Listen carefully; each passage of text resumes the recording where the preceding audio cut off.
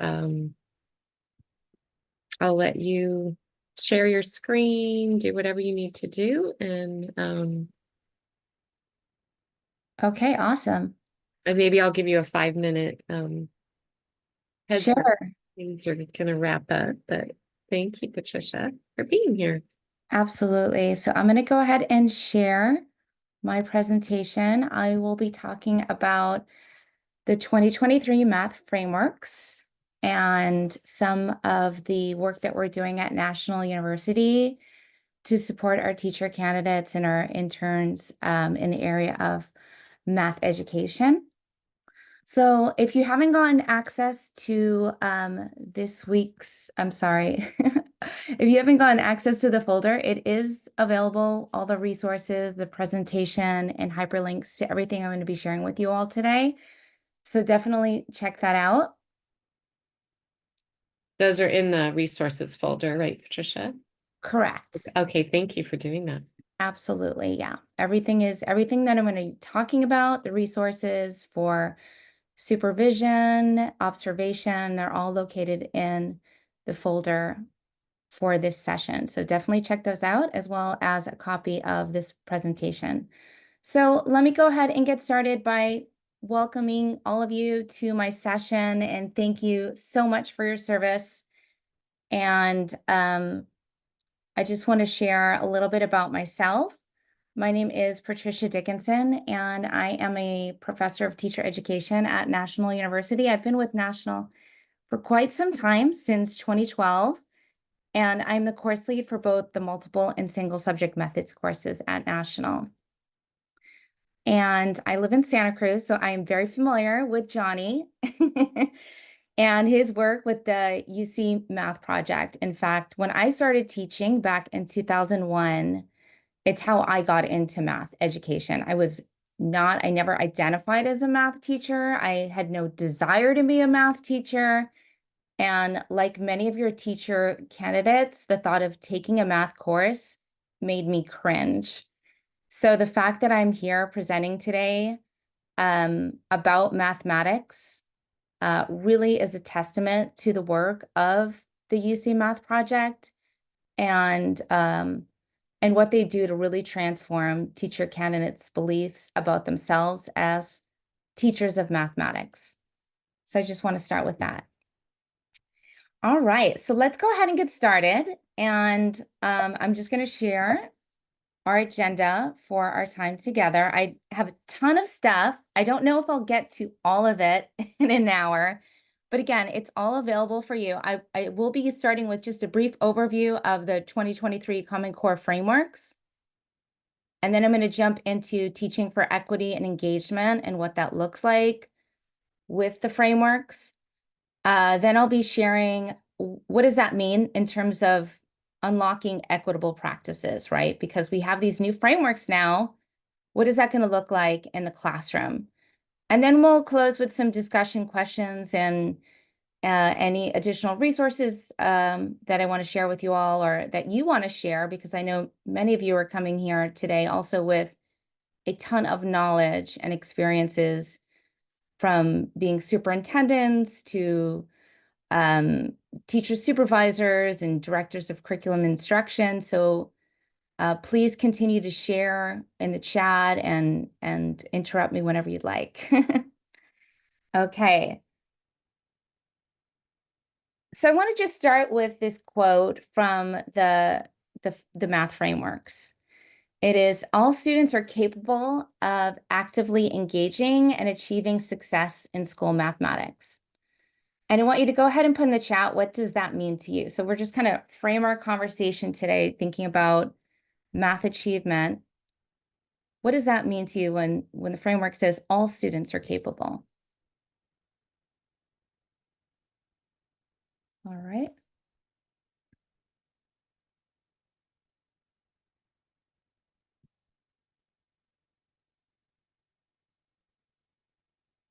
Thank you, Phyllis. Yes, all students can learn. Like that, Rebecca. Yes, we need to adapt to be adapted to students. Awesome. Yes, and having our students see themselves and our student teachers see themselves, like I was sharing, as mathematicians and able to do the math.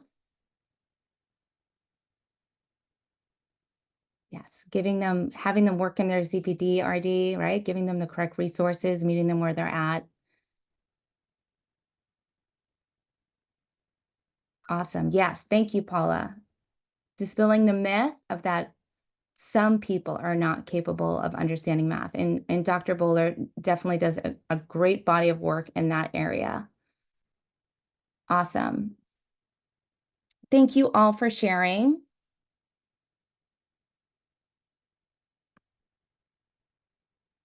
So as you all know, the framework came in 2023, and it is based on the research from several studies, including our data from California, as well as data from the PISA, which is the Program for International Student Assessments, which is an international assessment measure, which began in 2000.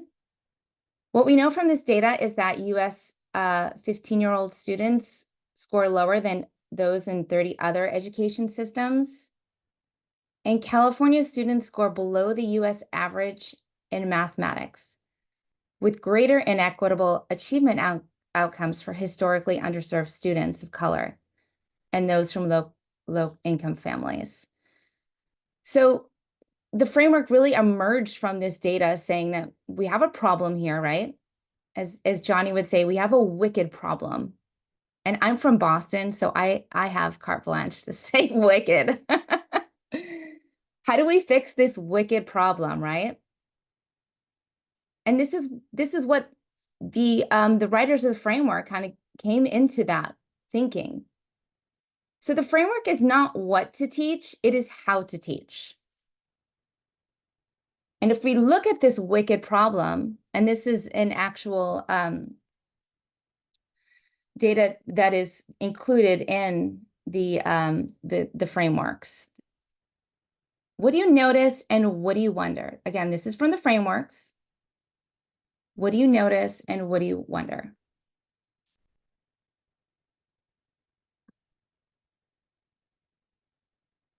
Could you point to where the Black and African American part is? I'm having trouble seeing which one that is. It's the gray line with the circles. Yeah.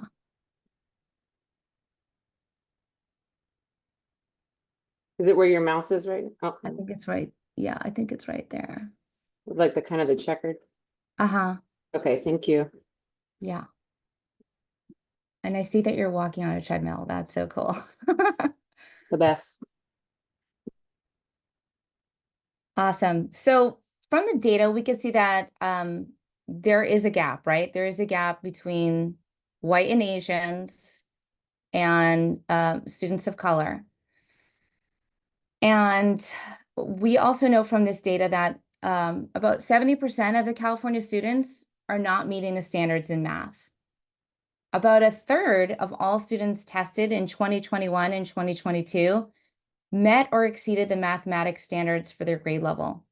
And this is down about 40% from 2018 and 2019, which, as you all know, is the start of the COVID-19 pandemic.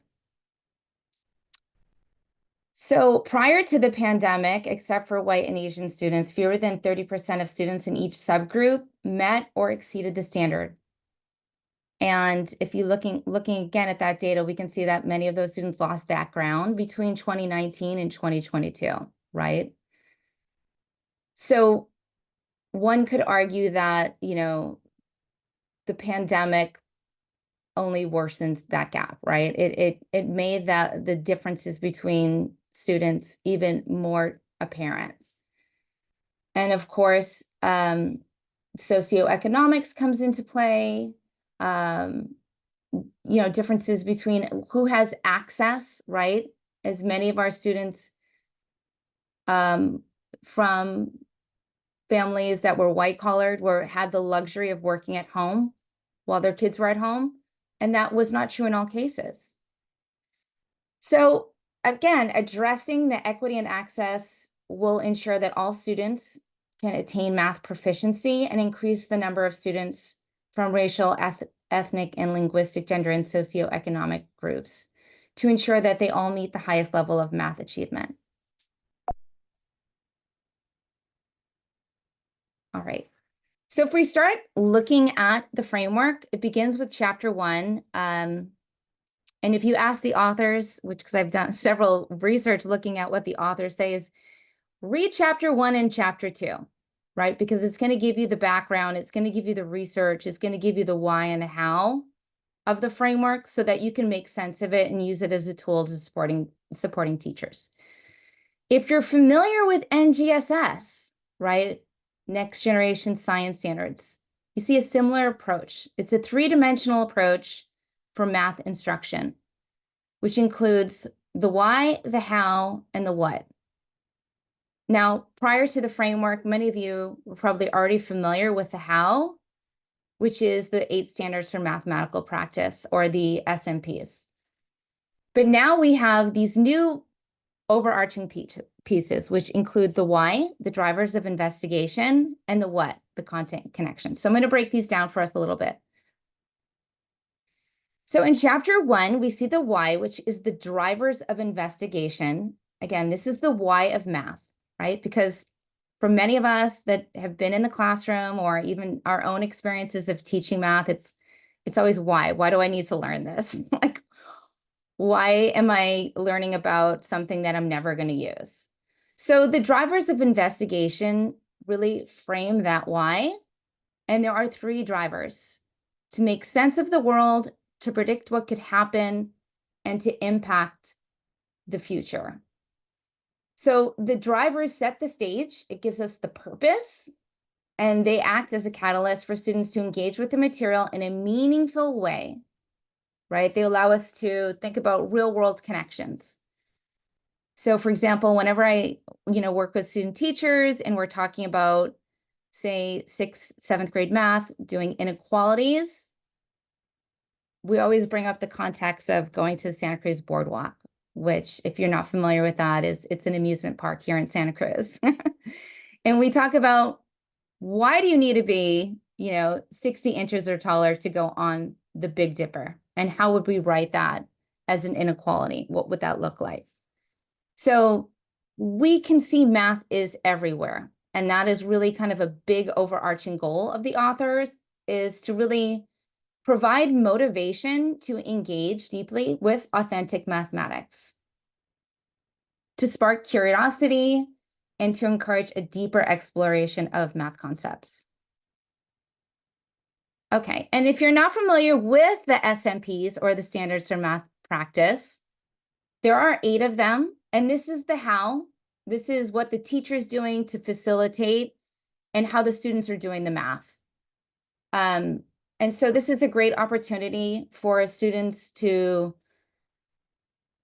start developing those habits of mind that we want them to become mathematicians, but also for our student teachers to really frame what they're doing, how they're approaching designing instruction for our students. And so at National, in our Math Methods course, we have an SMP fieldwork observation, right? Because students are observing in their methods course. Many of them are not in the classroom just yet as teachers of record.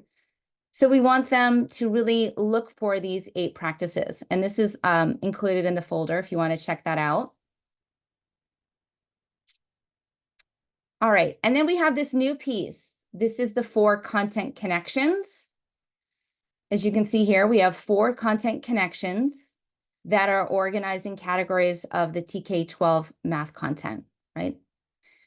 And for us as teachers and for support supervisors, these are the dispositions and the connections we want our students to make. They describe, overarching topics, the what of teaching and learning math. What does this look like in the classroom, right? Students are engaging in data talks, investigations. It's hands-on, it's exploring. And so my question is, what does this not look like in the classroom, right? So if you want to put that in the chat. If these pieces are telling us what our students should be doing, What should they not be doing, right?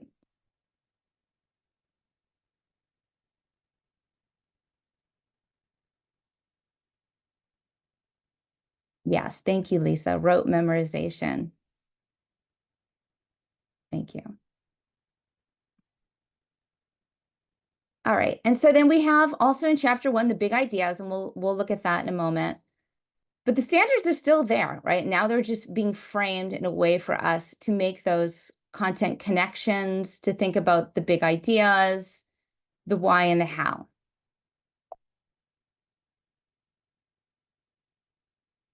So in chapter 1, there is an emphasis on big ideas. And this is for a way for us to think of how we can work with our teachers to engage students in initial understandings and to draw on their diverse assets, okay? So since students may engage and demonstrate understanding with big ideas in different ways. If we're teaching for equity, as many of you shared, we're building on where the students are in their progression of learning. So for example, students are going to come into the classroom with different understandings of fractions. And as you can see, the circle here represents the big idea and how we can build on that with other content connections. And so for us as teachers, it's going to impact those connections, the emphasis that we have on big ideas across other areas. Right, so we want to look at fraction relationships in the real world, and we want our students to be able to think about fractions and identify patterns in fractions, as well as looking at fractions in different representations, right? Not just looking at it with the pizza, but looking at it in different connections to their lives, right? And so if we just focus on small, discrete topics, it's going to limit our students' ability to connect. So think about it from like a cognitive learning perspective, is that the more connections our students have, and this is especially true for our English language learners, the better they're able to recall information and make sense of information. And that's why it's so important for our students to really have math framed in their world to build on their funds of knowledge. So whether you're working in a rural area of Salinas and the students' funds of knowledge connects to, their parents' backgrounds, their ancestry, their experiences, what the parents are doing on the weekend, or if we're here in Santa Cruz and students are spending the weekend surfing at the beach, right? We want to make those connections to our students' lives. Another thing to note about the big ideas is that the size of the circles indicate the importance of the topics. And this is just a quote from the framework about why the big ideas are so important.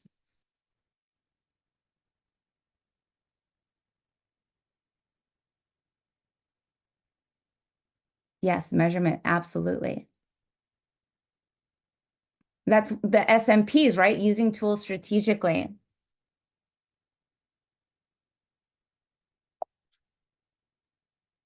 So let's take a look at the big ideas in practice. And I want you to watch this video and frame it with all that we've talked about so far. The drivers of investigation, sense making, predicting, and how the SMPs provide the how. Also thinking about those 4 content connections, which will ensure coherence through the grade levels and provides the what of teaching. Patricia, you have Hey, somebody we are raise their working- hand. Sorry. Oh, okay. Chelsea raised your hand. Did you have a question, Chelsea? Yeah, before we play the video, I'm admitting a little bit of confusion. When we're watching the video, are we viewing through the lens of how the teacher is employing instruction, or are we looking at the K-12 students and how they are engaging with big ideas or SMPs? Great question. Yeah, we are Let me working just on share, the sorry. cake problem today. What we'll be doing is looking at it through the lens of both the students and the teacher. So, for example, how does the teacher promote a task that allows students to engage in the SMPs and make connections, which are the, part of the 4 drivers of investigation, as well as either making sense of the world, predicting what could happen, or impacting the future. Those are the drivers of investigation. This is the why. And then the content connections, which would be either reasoning with data, exploring changing quantities, taking wholes apart, putting parts together, or discovering shape in space. And this is only a 1-minute clip. So we're not going to see too much, but we'll see a little bit. For those of you that are familiar with building thinking classroom, this is the unusual Baker task that is in the text building thinking classroom. And we'll talk a little bit about that as well. And so students see that there are 6 cakes. Each cake costs a total of $10.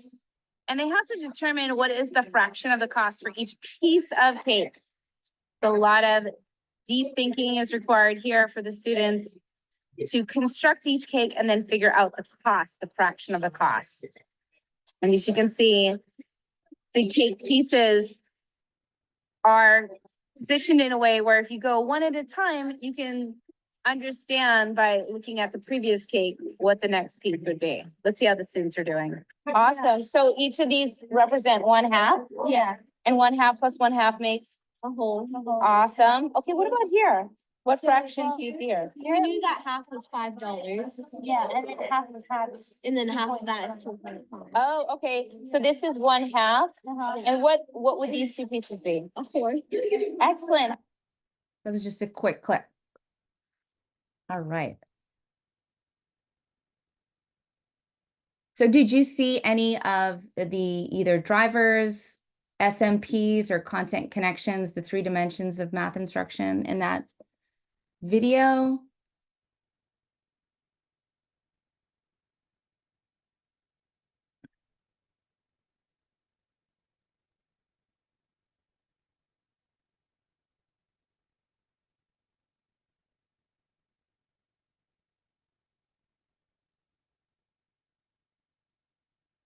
Is this a pre-service teacher? Yes, I was working with the teacher candidate in Okay. the classroom.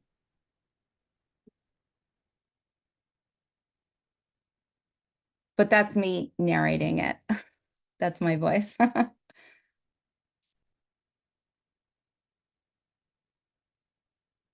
Yeah, real life. Awesome. So that would be a driver, right? Real life.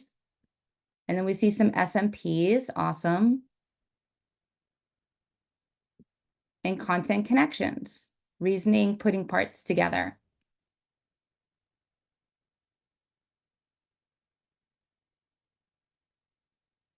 And exploring changing quantities using a model. Awesome. All right.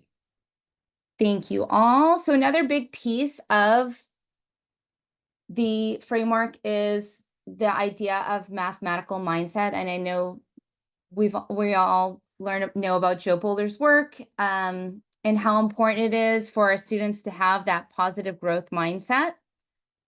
And her recent publication, Math-ish, talks more about what that would look like in terms of creating equitable practices for math. So I encourage you all to check that out. She also has online courses specifically for teacher educators. There's one that I'm signed up for that's on data science.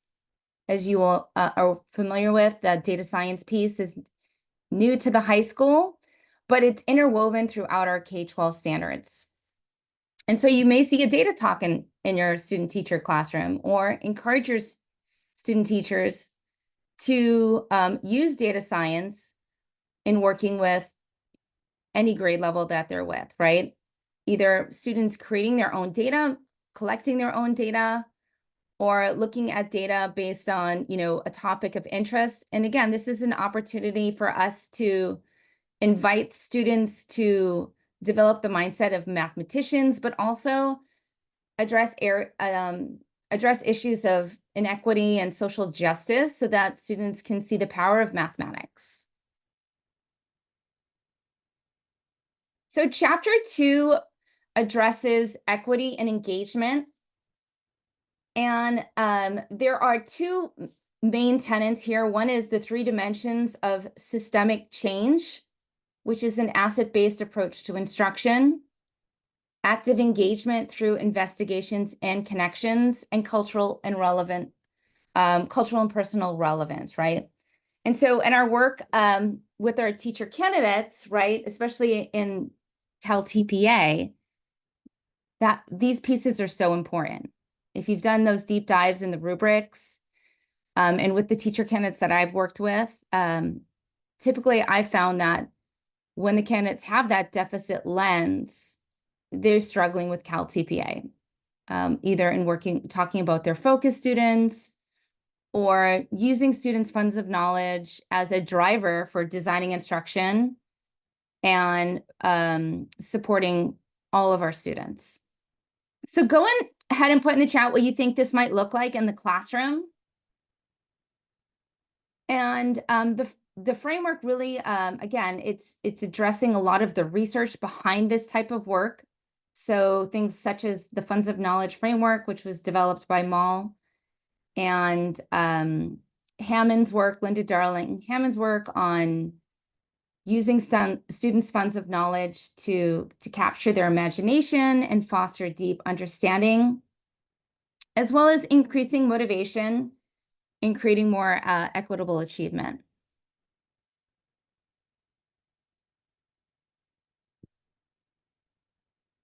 Yes, the CRA model, we do introduce that in our math methods course as well, as you know, that's also cited in the Common Core frameworks.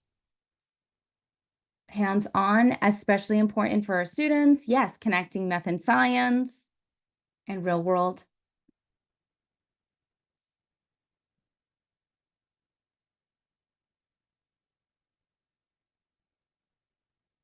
All right.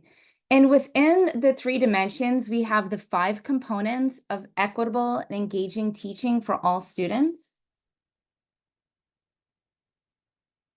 So in our work with student teachers, right, it's important for us to think about how we can plan teaching around the big ideas that we shared. So helping them see those connections, using open, engaging tasks. If you haven't heard of Open Middle, this is a great body of work from Robert Koplinski, who I'm happy to share is a National University graduate. Got to meet him at a California Math Conference. Very cool guy. His work, we'll get to see a quick video of an open middle task as well. But the notion that, you know, a math problem can have multiple entry points, as well as the work from Peter Liljenhall, Building Thinking Classroom. And then teaching towards social justice. Kendall Brown has done a considerable amount of work. His recent publication also talks about social justice in math. And he's also the director of the UC Math Project, if you're not familiar with him. But he talks about not just talking about social justice, but actually doing lessons in the area of social justice. For example, one of his lessons is, do postal codes predict test scores, right? So opening the door for our teacher candidates to move beyond the textbook, right? But to actually frame math in the lives of our students. And it's really important for us to invite students questioning and conjectures, making them the center of the classroom, as we got to see yesterday in many of the presentations. And then finally, prioritizing reasoning and justification. So engaging our students in the process of deep thinking, analyzing, and justifying their thinking. And these are all opportunities for our students to engage in teaching math, right? But also, as you know, use the academic language, which is for many of our students, a gatekeeper to math achievement. It's a gatekeeper to advanced math classes. If you've looked at many of these high stakes tests and really done a deep dive in analyzing them, you can see that the academic language is really a necessary piece for our students. So having that opportunity to engage with Math Talk is so important and is also strongly emphasized in the framework. All right, so now that we've kind of gone over those first two chapters and had an opportunity to really think about those pieces, I know it's a lot to digest, but what those chapters do is it provides us with an opportunity to have the key to unlock those equitable practices. I know when I started teaching back in 2001, and I taught in Los Angeles for about 10 years with LA Unified, we had coaches that would go around and make sure that we were on a certain page and our pacing plan, and we were using the instruction. We're using the textbooks in our classroom. And so what these frameworks do, at least for my perception, is that we are given the key to unlock equitable practices. We're given a key to not just use the textbook, right? But to use resources and make connections from our students' funds of knowledge that may not be alive in the textbooks that our students see, right? And so some of my favorite resources for structuring tasks are San Francisco Unified School District curriculum, illustrative math, Desmos, rethinking math, number talks, data talks, resources from both NCTM and CMC. I wasn't sure if we had a question. Thank you, Michelle. Awesome. I love that. So let's look at some of these resources. And I love that so many of you brought up the CRA model.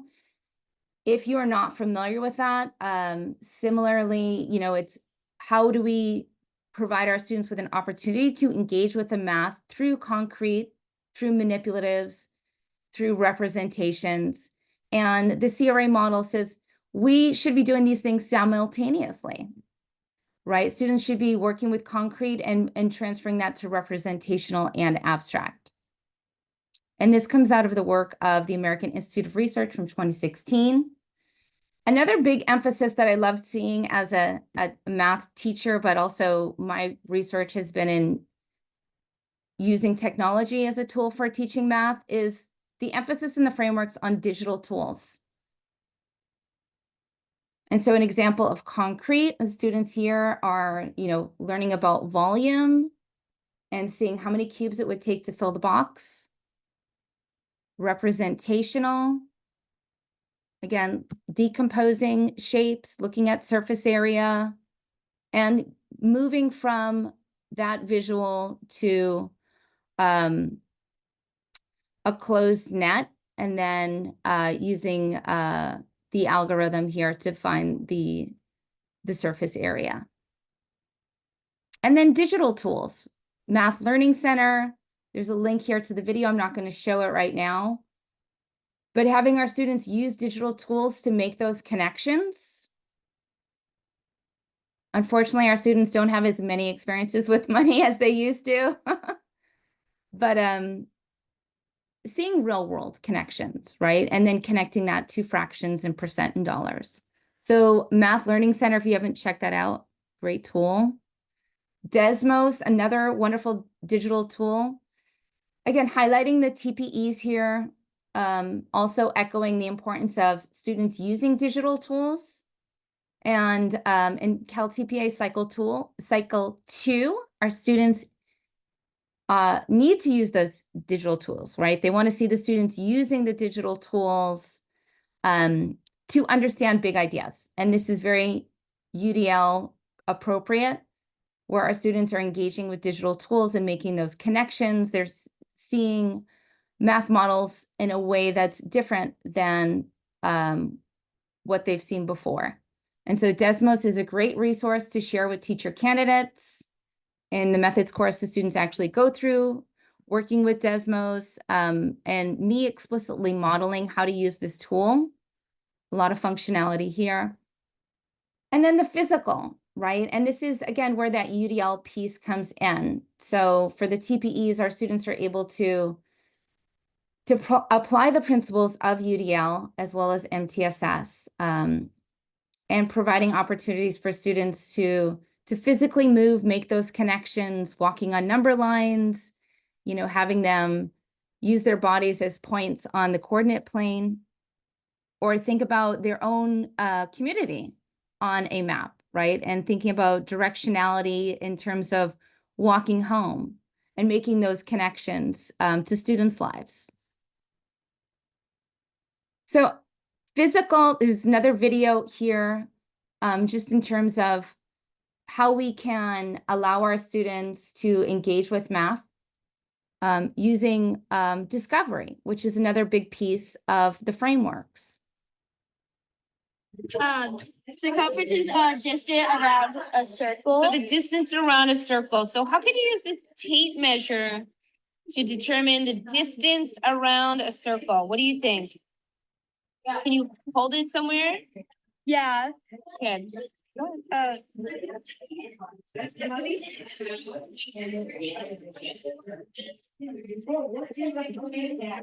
What did you come up with? 11 inches. 11 inches. Go ahead. Okay. It's 3.5. 3.5. Even more attention to detail. Very good. Okay. Now to find if the ratio of pi is true, we're going to divide the circumference by the diameter. So 11 goes at the top. Oh, and 3.5 goes at the bottom? Correct.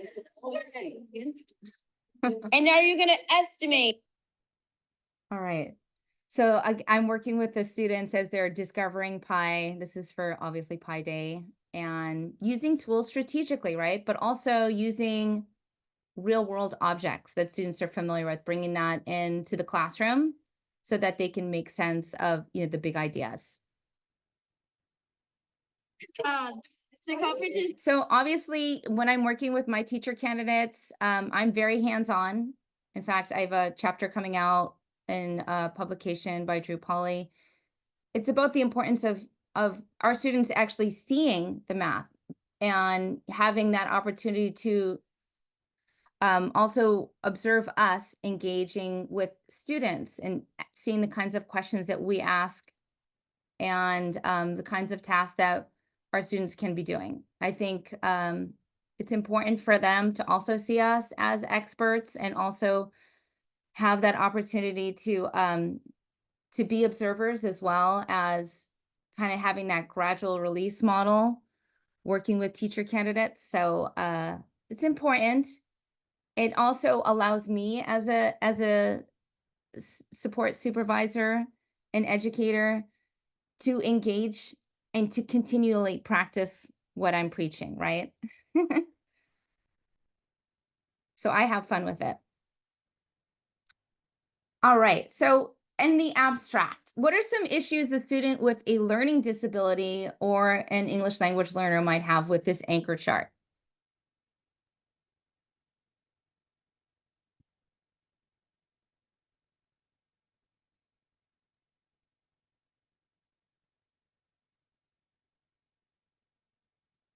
Yes, lots of words, no pictures. Lots of text. And there's a high level of cognitive demand, right? The academic language. Love that. Yes, having, you know, visuals and a model. So starting with that concrete.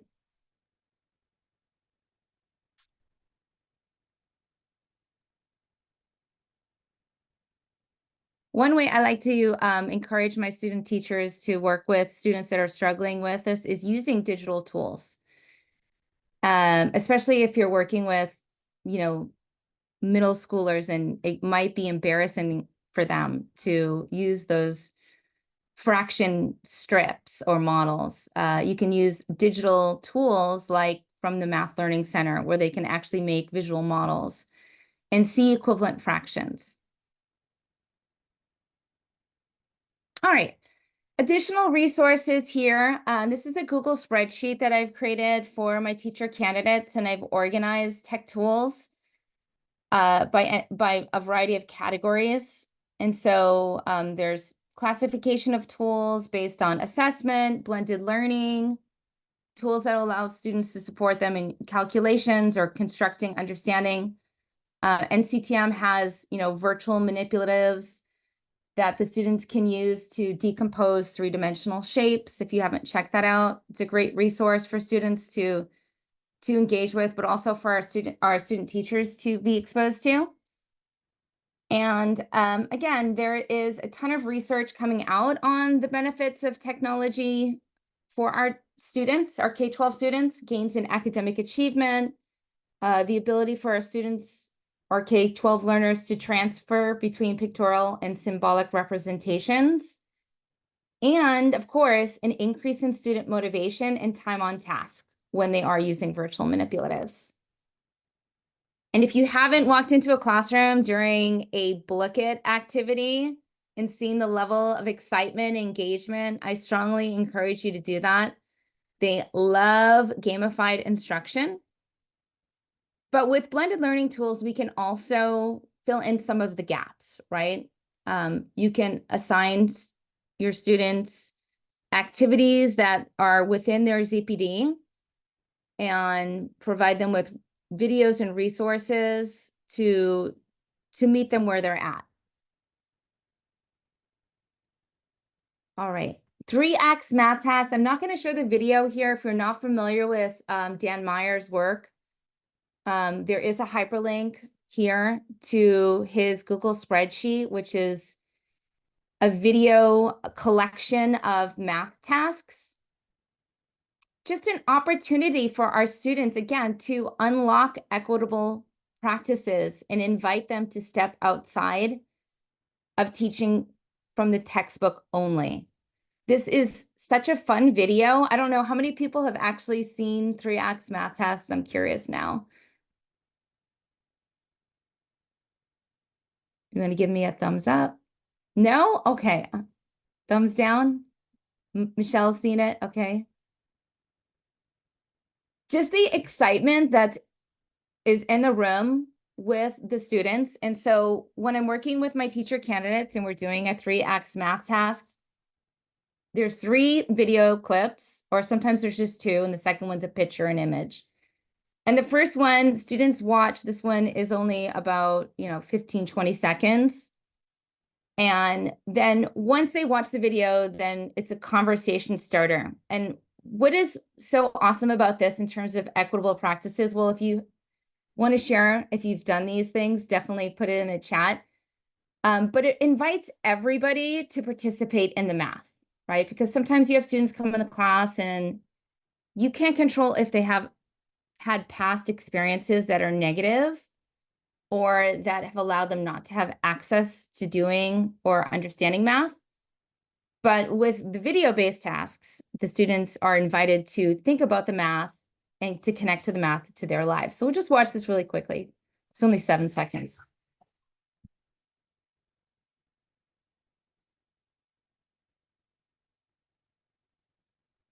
So in the classroom, the students will typically watch that really a few times just to make connections. So, and then you begin in having a conversation with your students. What do you notice and what do you wonder about what happened in the video?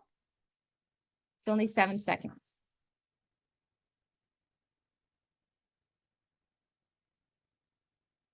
So if you got to see that, I think it was about 25 balloons in, did anyone catch that? Maybe 15 seconds.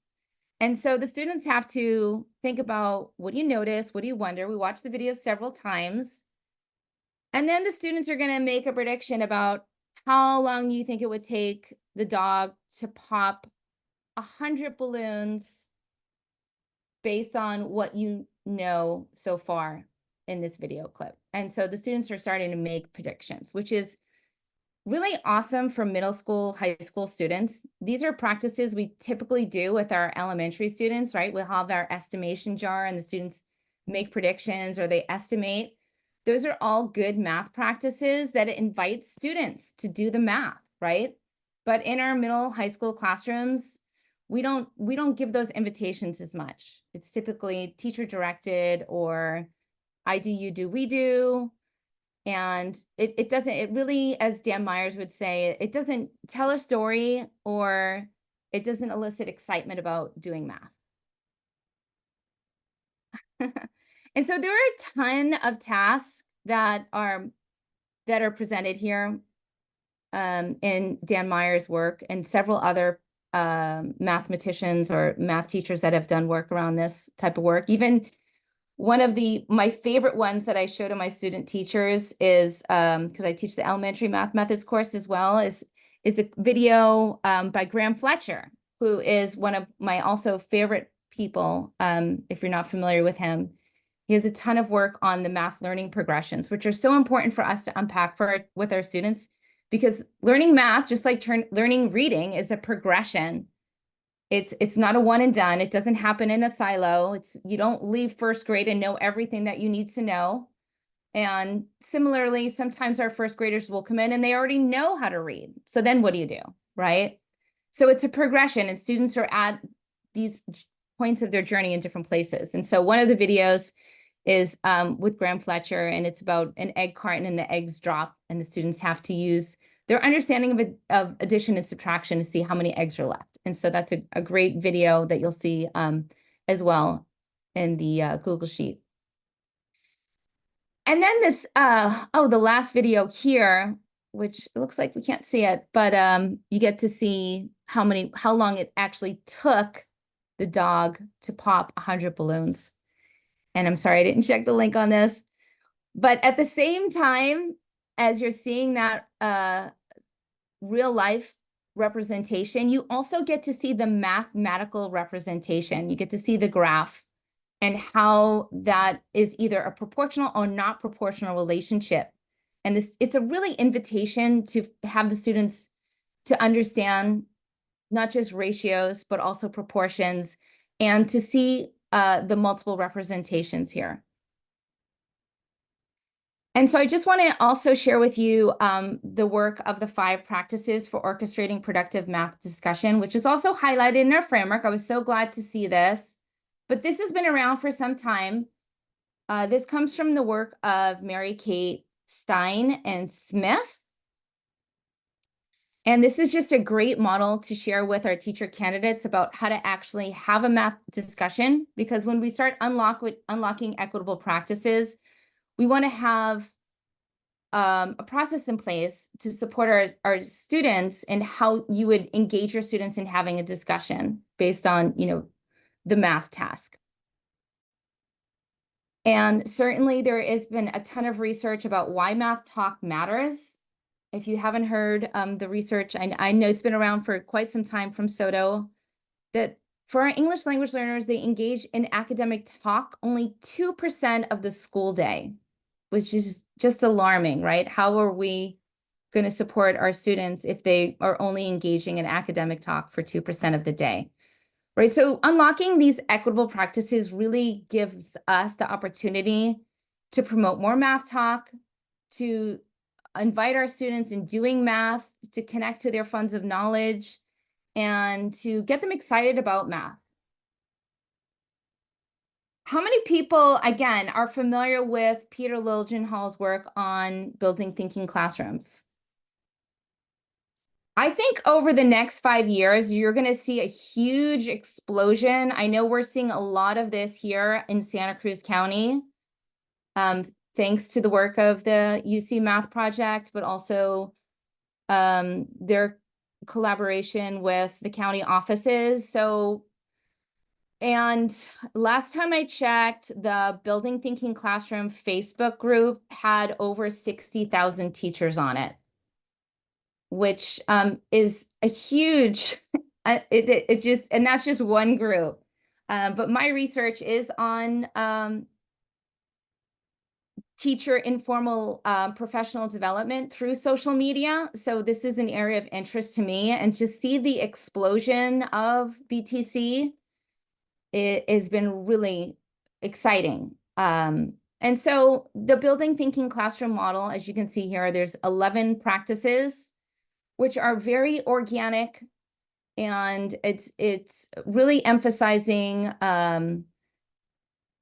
a student-centered classroom, right? So all classes should begin with a problem, whether it's, as we saw in that video, where the students were discovering pi by measuring different objects that they were familiar with.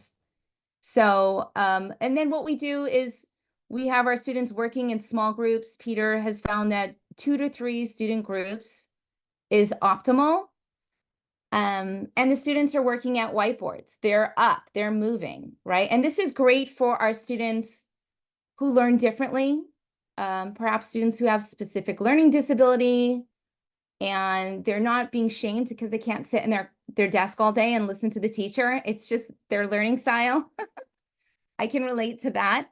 And so Peter says they're at the whiteboards. They're with one whiteboard marker, and they're recording their students' thinking based on a really juicy problem, a wicked problem. And so the classroom is defronted. This is really exciting for me, because in a traditional classroom, we see the teacher's desk at the front and the students sitting in rows. But in a BTC classroom, there is no front. It's defronted. And so the students are up at the whiteboards, they're collaborating, they're sharing, and the teacher is the facilitator.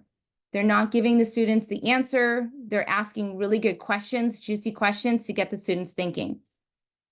They're building autonomy, and they're giving the students hints and extensions. And then what happens through that process is that instead of the teacher giving students notes, the students are looking at the whiteboards and they're synthesizing higher level blooms. They're doing their own notes based on the work that they've done, just like mathematicians do, right? And so that mindset of like what it means to be a mathematician, because mathematicians can work for years on a good math problem, right? And so this is really exciting. And here's just some pictures of what that would look like in a secondary classroom. Groups of 3 defronted the classroom, students working on problem sets. It can also work in an elementary classroom.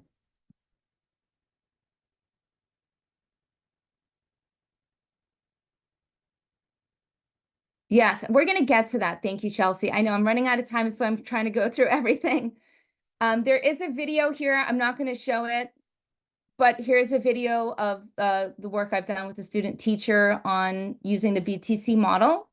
And this is what the planning looks like. It's really exciting to see planning like this. I think students, teachers would love this as a lesson plan. A high emphasis on content, a high emphasis on what your students are going to be working on. And so there's a planning guide here. It's hyperlinked if you want to take a look at that.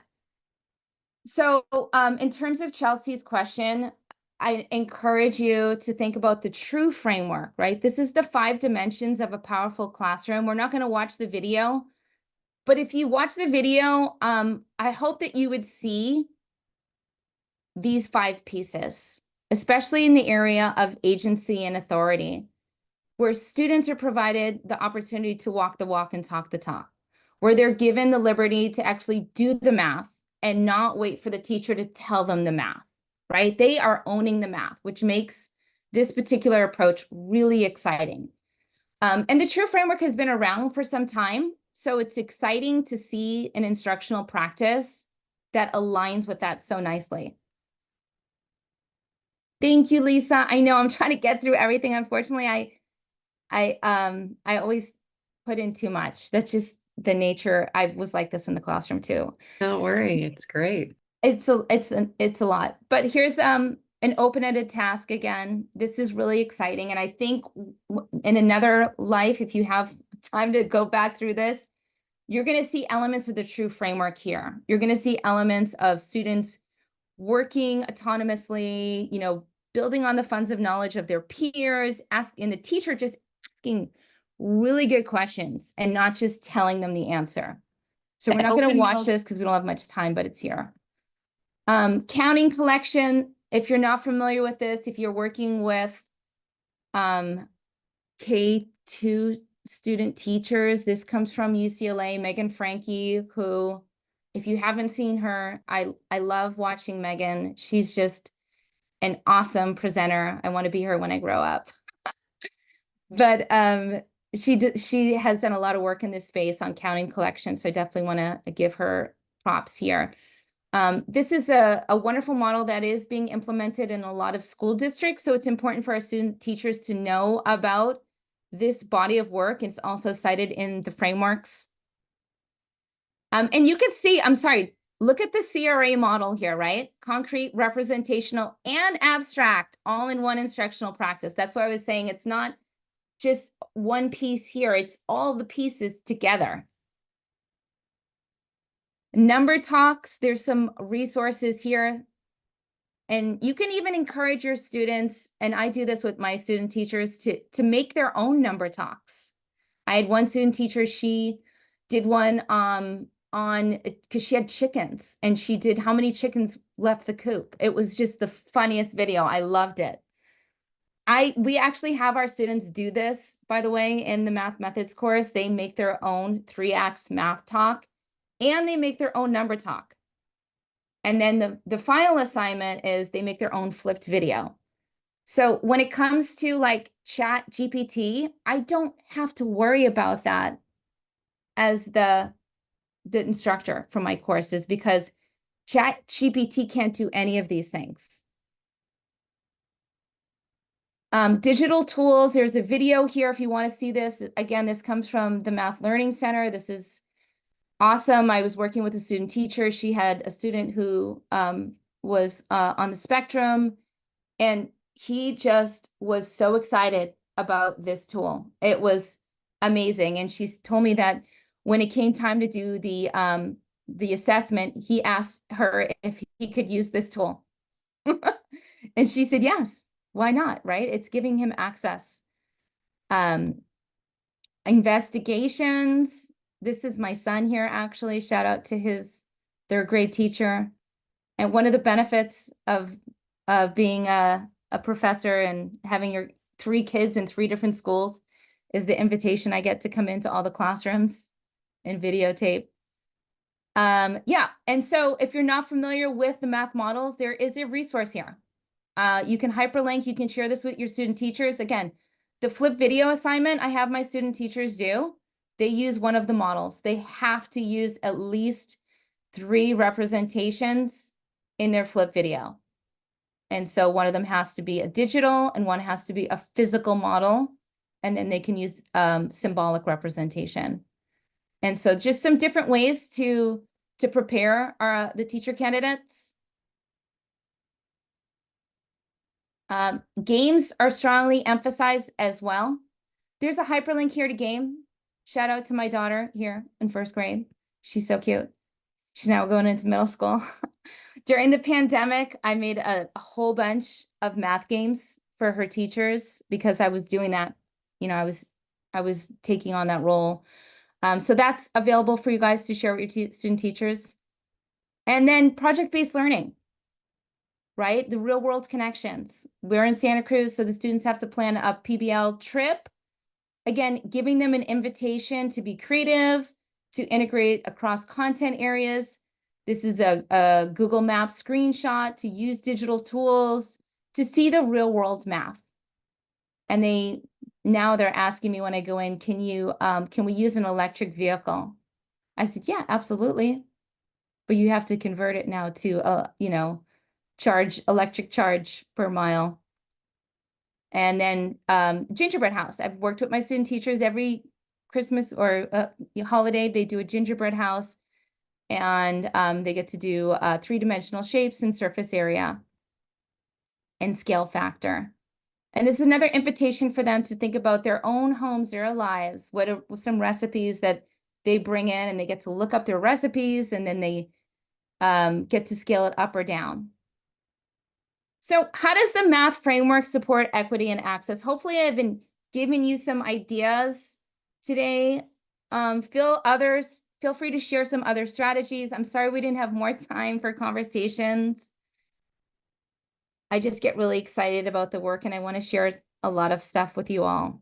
Thanks for linking all of that in the resource folder. That's exciting for us to dig through later. But I know we have a 10-minute break now, but if you want to, anyone who wants to add anything in the chat, and let's just give Patricia a big thank you. That was a lot of great information and some very interesting and real examples for us to walk away with and think about. So, and you're open to questions. Hopefully your email is somewhere maybe on all the materials, or there's some way to reach out to you if someone wants to. Yes, I'll put it in the chat too. Oh, perfect. Okay, great. Yes, your excitement is contagious. Thanks, Patricia. Thank you. Really appreciate you organizing all of that information for us. And hopefully we'll see you in another session this afternoon. So I'll just let everybody add to the chat. Yeah, thank you for all of your ideas. Thank you so much. This is Like you're a great resource. passion and a passion, right? Yeah, that's what we need.